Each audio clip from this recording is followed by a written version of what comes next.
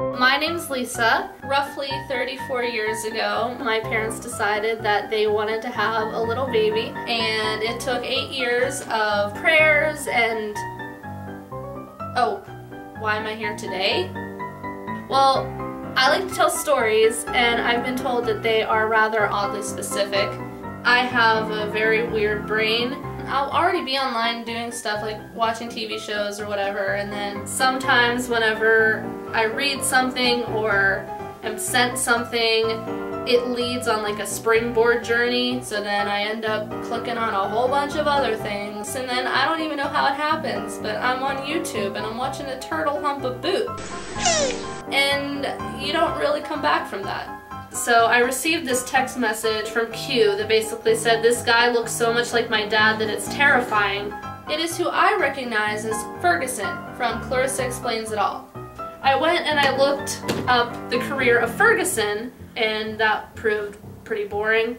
I looked down to the next person listed, and it was Elizabeth Hess, who played her mother on Clarissa Explains It All. Everyone knows Melissa Joan Hart played Clarissa, but I am aware that Elizabeth Hess played the mom, and I often wonder if a lot of shows, family shows where the families were the subject of the show, if those people later in life get together and do things. Like, do they have like Thanksgiving dinners or whatever? And like, I think about the family from Full House, you know, that family connection could have benefited Jodie Sweetin when she was on a crazy meth spree. Like, I don't even know who decides, hey, I'm bored, I'm gonna try meth. That's so weird. She was married to a cop. How did he not know? And did she think she was getting away with something, like putting it past her cop husband? And then they got divorced, which was sad, and now she's the host of Dance Off Pants Off. I really think Candace Cameron dropped the ball on that whole big sister thing. She could have been like the older sister, good role model for both of her, I guess all three of her younger siblings. No, she had to go off and marry her hockey player and forget all about her younger sisters, not to mention Kimmy Gibbler. What is she up to? She's probably dead, I don't know.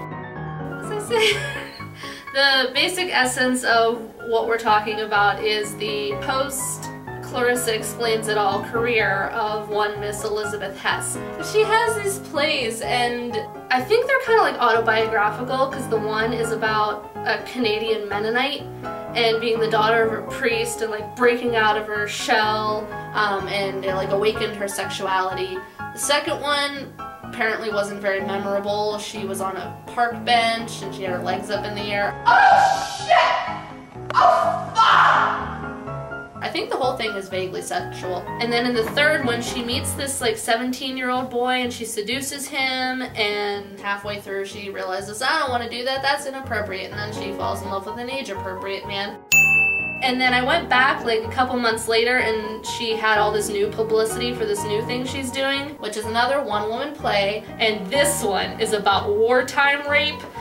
The videos on YouTube are hysterical. Not really, it's a terrible subject, but she bends over and is like, has her ass out to the audience.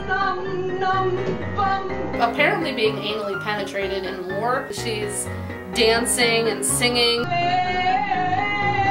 There's feathers flying everywhere. I don't get it, and I feel like she has some problems. Shut up!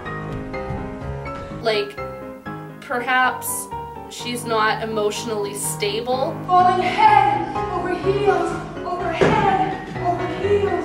Anyway, as you can see, I often get sucked into these IMDb, YouTube, Wikipedia suckholes, and it is this unintentionally gained knowledge that leads people to describe me as being oddly specific. Does that answer your question? I suppose so. What was the question? Why you're here tonight? No one cares about that.